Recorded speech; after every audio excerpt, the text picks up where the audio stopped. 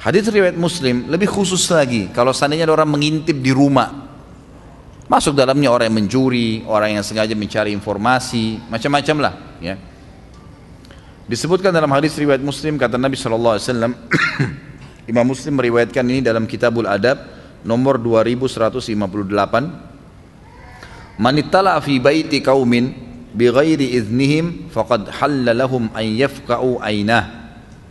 Barang siapa yang mengintip di rumah satu kaum, sudah lebih khusus rumahnya,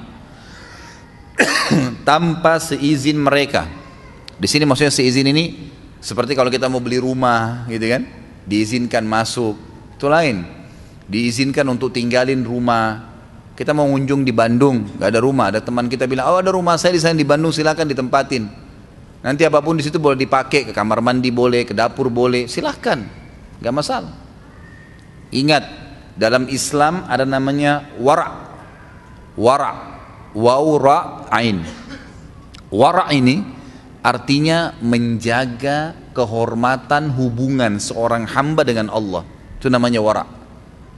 Walaupun antum tidak dilihat oleh siapapun, antum yakin Allah sedang mengontrol. Itu tingkat tinggi dari masalah keimanan, namanya wara'. Saya kasih contoh, Sufyan Ats-Tsauri rahimahullah, seorang ulama tabi'in.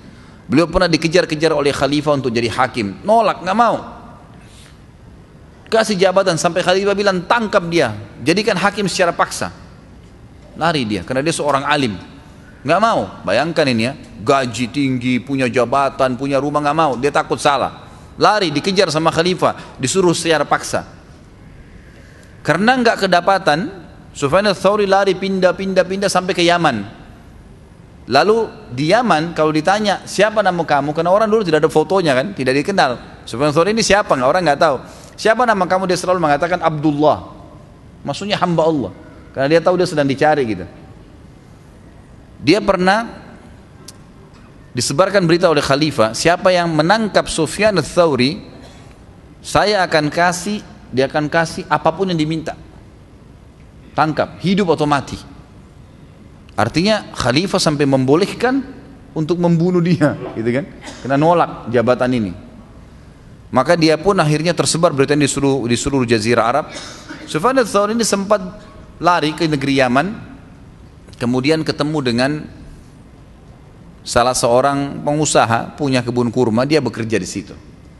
Pada saat dia kerja di kebun tersebut, selama 3 bulan, angkat barang, kurma, ngumpulin, kerja seperti itulah, seperti pegawai. Dimarah-marahin sama yang punya kebun, dia diam. Orang kebun tidak tahu. Setelah 3 bulan, kata yang punya kebun, wahai Abdullah, kesini. Datang dia. Sebenarnya datang ini. Ditanya oleh pemilik kebun, kamu kan dari Hijaz. Hijaz ini istilah bagi Mekah dan Madinah ini. Kamu kan dari wilayah Hijaz. Apa bedanya antara kurma kami di Yaman dengan kurma kalian di Hijaz? Dia kaget tuh. Sufyan Ats-Tsauri bilang, saya nggak tahu.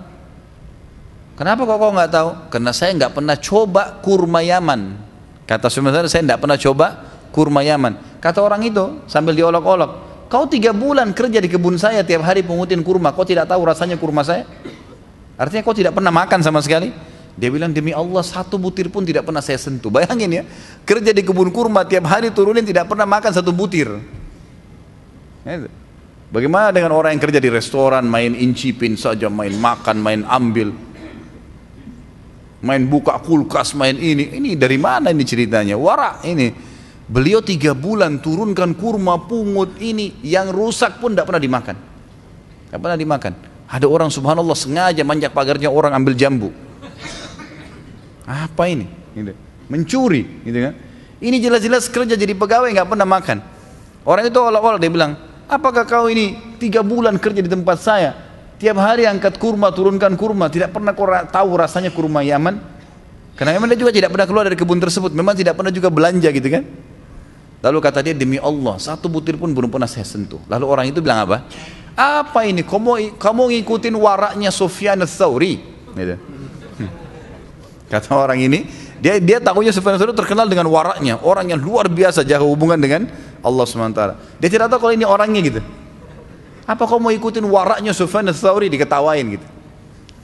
Terus si pemilik kebun ini pergi ke temannya sebelah kebun. Lalu dia bilang sama temannya, ada pegawai saya lucu tuh, kata pemilik kebun itu. Kenapa? Temannya bilang, masa 3 bulan kerja tempat saya tidak pernah makan 1 butir pun kurma, gitu kan? Lalu saya bilang, mungkin kamu ini apa ini? Kamu ngikutin waraknya Sufyan ats-Tsauri? Temannya ini cerdas. Dia bilang, sebentar dulu, bagaimana cirinya orang itu? Disebutkan cirinya, begini, begini. Dia itu Sufyan ats-Tsauri, gitu kan? Ayo kita tangkap dia. Amir Mukminin janjikan janji besar gitu, banyak. Dia kembali ke kebunnya sudah nggak ada, sudah lari Sufyan ats-Tsauri. Subhanallah, Sufyan ats-Tsauri waktu itu datang ke wali Yaman. Lalu dia ketemu sama wali Yaman tanya, siapa kamu? Dia bilang Abdullah. Kata wali Yaman, saya tahu siapa kamu. Tapi demi Allah, wahai Sufyan, kalaupun kau berada di bawah kaki saya, artinya kamu berada di bawah kekuatan dan naungan saya, dan Amir Mukminin memintamu, saya tidak akan serahkan kamu. Karena saya tahu kamu dalam keadaan benar, kau punya hak untuk menolak, gitu kan? Jabatan itu berbahaya, masuk ke dalam neraka. Maka pergilah kemanapun kau mau. Tapi saksi bahasan kita tidak pernah sentuh kurma sebutir pun. Bagaimana waraknya itu? Dan ini harus ditarik dalam semua lini kehidupan kita ya. Gak usah campur. Ada orang subhanallah lihat temannya pakai baju baru. Sebentar, merek apa? Tarik bajunya. Apa ini? Kenapa? Beli di mana akhi? Boleh saya tahu enggak? Yang santun, yang baik? Boleh. Ini enggak. Semua mau dicari tahu. Mobilnya baru dilihat kiri kanan. Bagus ya, merek apa ini? Tertulis mereknya kok. Gitu kan? Tidak perlu, gitu kan? Ingat, haram, nggak boleh. Dan orang yang sedang kita intip boleh merusak mata kita. Wa na'udzubillah. Kalau berbuat salah, maka hati-hati dengan poin ini. Semoga bermanfaat. Subhanakallahumma bihamdika asyhadu an la ilaha illa anta astaghfiruka wa atubu ilaik. Wassalamualaikum warahmatullahi wabarakatuh.